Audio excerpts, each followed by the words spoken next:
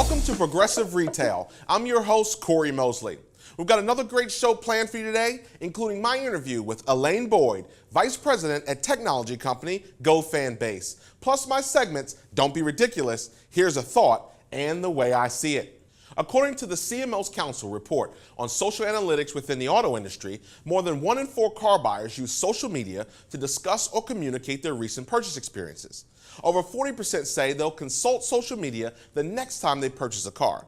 And in fact, some studies cite more than 70% of people actually share the photo of their new vehicle purchase on social media within the first 24 hours. While this may be great news for automakers having their brand show up in pictures all over social media, what about the dealers and their ability to get brand recognition and actually benefit from our feverish need to share and tell our stories in pictures to our friends, family, and even our haters? We continue to talk about reviews and protecting our reputation, but how do we integrate that into the social share community of Facebook and Instagram so your dealership is getting maximum exposure? To discuss this, I have invited Elaine Boyd, a vice president at technology firm GoFace. Elaine, thanks for joining us today on the show. Thanks for having me, Cory. So tell us, what is GoFace and how does it help dealers? Well, we originally, when we got into the space, we were doing a lot of social media management, reputation management, but it's definitely evolved from just doing that. There's a ton of just advertising avenues with incorporating bulk data that we've been able to use within those platforms.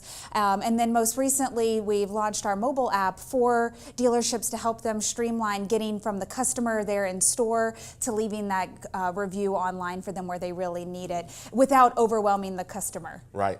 So now, obviously, there's a lot of emphasis on reviews. But really, what I think a lot of people are interested in is how do we combine the social aspect? Like, even with the review, is there one type of review that's better than another? There is, and that's what I just try to drive home all the time with the clients that we work with.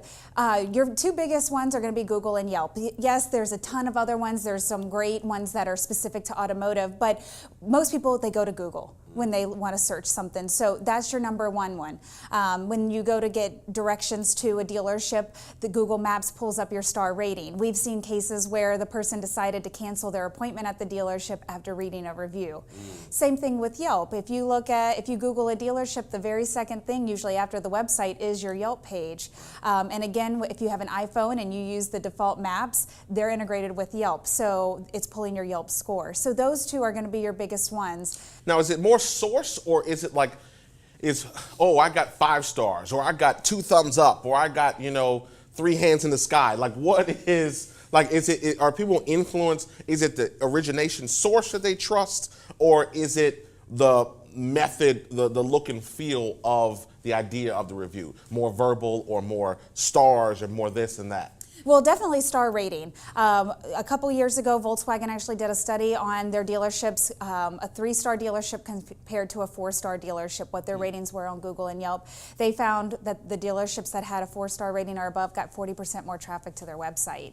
So the rating itself does play a huge factor. Of course, there's other little things like the high fives and the votes and stuff like that, and that can go into what the consumers are looking at, but definitely that star rating is what's going to drive it home for a consumer. So the key, a lot of times, because for a while there was only one game in town for a number of years, just in terms of building your reviews.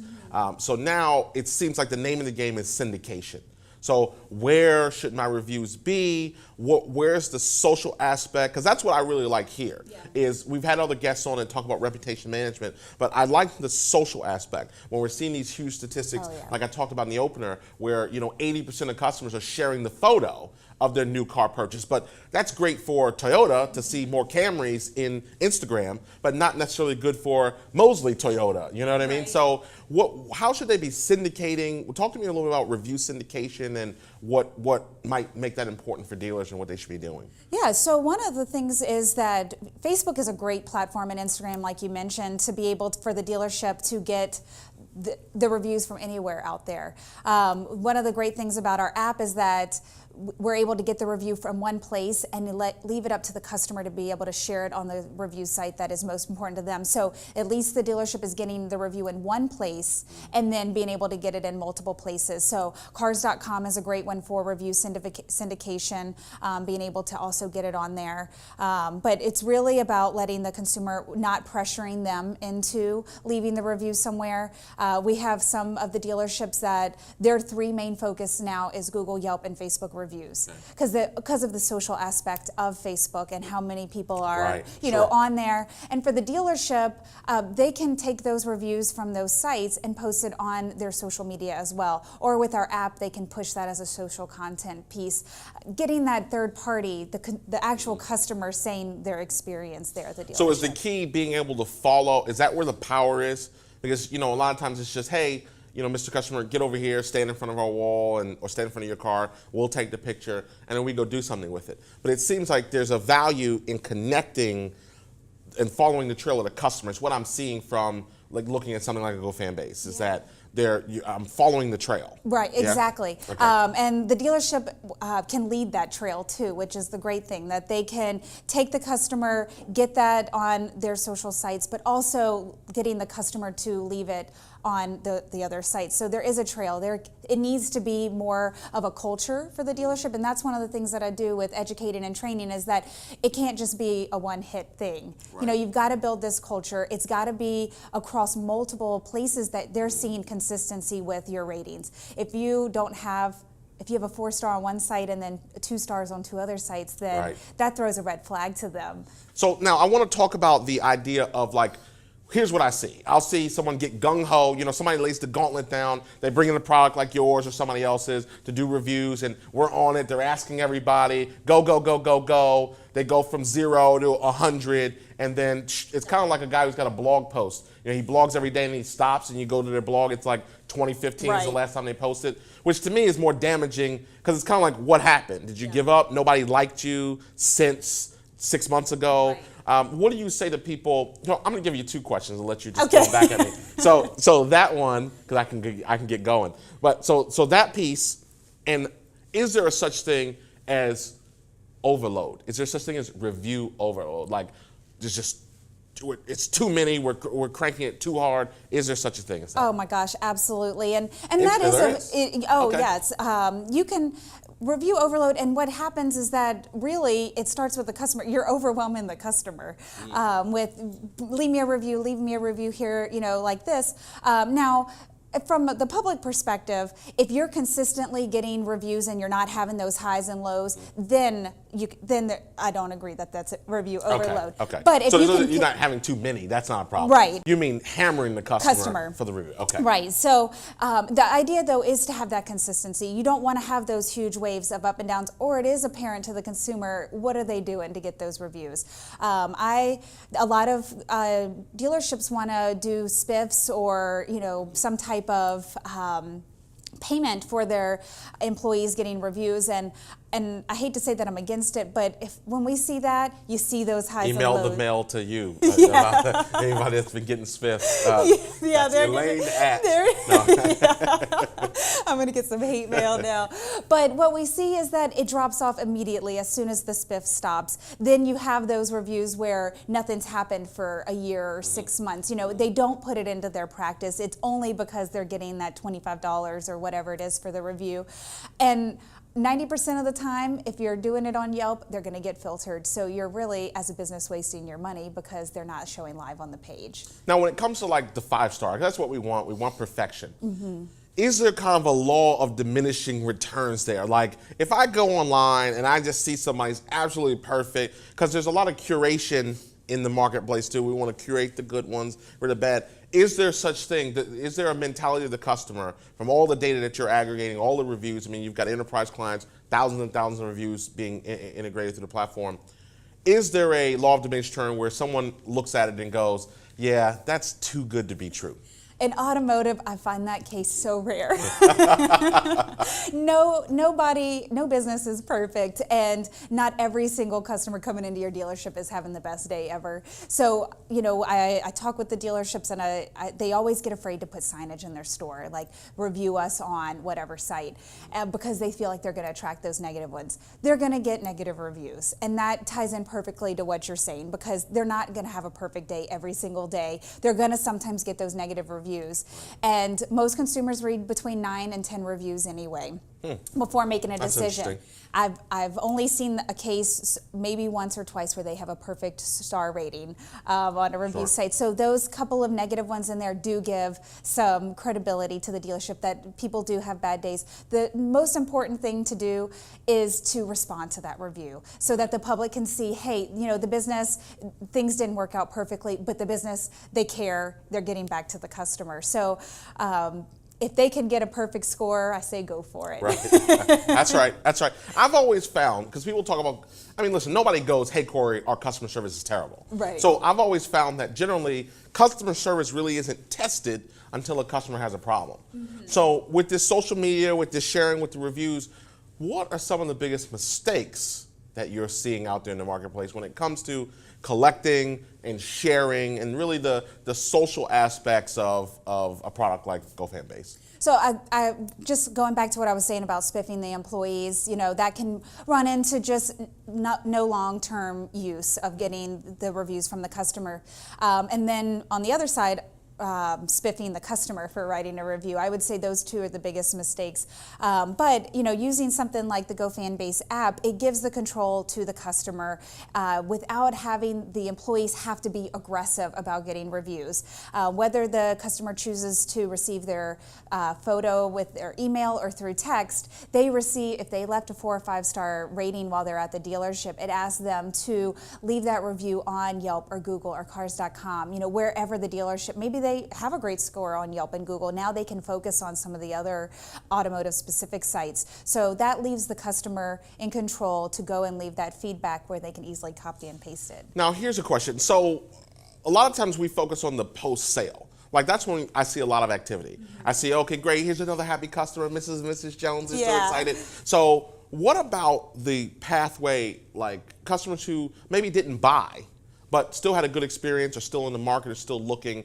Should people be paying attention to that? One of the coolest things I saw a few years ago was just the simple technique of getting a customer in the vehicle, taking their picture, even during the test drive process, and then sending that back to them. As a sales guy, it got us a telephone number to put in the CRM, right? But it also created this visual that now the customer can take mental ownership. Yes. Can we turn that? Should we be turning the prospecting process into a review as well? Absolutely. We have some dealerships that are doing just that, and it's working in 2 ways. That it's helping the salesperson get a reminder of the vehicle. If they can get just some quick feedback too, if it's positive, then the customer's going to see that. Right. They go home and they have that reminder of the experience that they had, the picture of them in that car makes them feel like it's already theirs. On the other side, it gives the dealership feedback if the experience wasn't good. So they're using that as, why did the customer not buy that day? I see. So it can work perfectly. The test drive, getting them that reminder, getting them back in the store, or giving the store feedback and learning as a teaching tool, like how can we improve getting these customers to convert from test drive to sale. Gotcha. So finally, we talked about some mistakes. What are some of the best dealers out there doing? They're having fun. Okay. One of my favorite. Answer. They're having fun with it. That's better than beats being miserable. That's right. Okay, they're having fun. I had. Should I bullet point that? Yes, they're having fun with it because the customer buying a vehicle, that's exciting for them. Right. They've got a new car. We have one dealership, and if you're on social media, you see this a lot where you have a sign somebody's holding, and they're flipping over pages through telling a story. Yes. We have some dealerships that are now doing that. Whether it's charity-based, My Test Drive sponsored 22 meals for somebody. They're building a story around the photo. It's not just a boring picture with just the person standing next to the car. They're you jumping up and down. They're having fun. Until they get the payments. Yeah. That's how we want to do it in the store. And that's what we're seeing, the employees that can have fun with it. We're seeing seeing that transition to the reviews, to the customer star rating, that they're not making it feel like, oh, it's one more thing I have to do. I hate doing this. Right. It's more, they're positive and they can see how it's building their business within the business. Awesome. Well, listen, I want to thank you, Elaine Boyd, Vice President of GoFan Base. Thank you for joining us today. Thank you, Cory. Appreciate it. Now it's time for Don't Be Ridiculous, where the parties involved shall remain nameless, but the story must be shared. So here's the scenario. You have a CSI incentive plan at your dealership. You are tying additional bonuses to CSI scores of each salesperson. A salesperson who has maintained great CSI and is a good employee for the store is counting on this bonus. He fails by 0.2 percentage points short of receiving his bonus. When the surveys get investigated, you learn that the survey that lowered his score and caused him to miss the bonus was due to the F&I manager getting hammered on the survey by the customer. Now, what would you do? Well, the decision maker at the dealership said that the salesperson was still beat and he didn't get the much needed bonus. And to that, I simply have to say, don't be ridiculous. Now, if you have a Don't Be Ridiculous story, please share it by emailing us at cbtshow@CoryMosley.com. If we use your story on the show, we're going to send you your very own Don't Be Ridiculous t-shirt. Now, here's a thought. All of us know that it's a challenge to find and keep good people. I've lectured on this topic at the NADA convention for years. So why do things to alienate or hurt employee loyalty and morale? Why not simply, in that scenario, make a decision that is pro-employee and contributes to the building of a winning team? I review dealer expenses and financial statements frequently, and here's what I know for sure. The cost to replace and retrain was at least 3 times the bonus. So let me ask you a question. Was it worth it? Now, before you start emailing me that the rules are the rules, just know that this particular employee finally saw this as the last straw and quit the dealership. He went on to the betting field and has spent the last 5 years working for the same employer as a top producer in his zone. That person should have been helping our industry with his talent, generating income for himself and profits for the ownership. You know, there is such a thing as a flawed policy. There are things called exceptions and words like discretion that can be used, especially in private enterprise. Famous management guru Peter Drucker once said that people get confused about decision making. Decisions aren't always made by the smartest people or the most qualified. Sometimes they are just made by the people who are empowered to make the decision. Maybe it's time to think about the impact of some of your policies and procedures that could be contributing to the disenchantment of your employees. Could we all agree that we would rather have the best and brightest sales talent working in our industry and not a different one? And that simply is just the way I see it. I want to thank you for tuning in, and don't forget to go to CoryMosley.com/CBT show to submit your show ideas, give feedback, or even be a guest on a future show. This has been Progressive Retail, exclusively on the CBT Automotive Network. I'm Cory Mosley, and I will see you next week.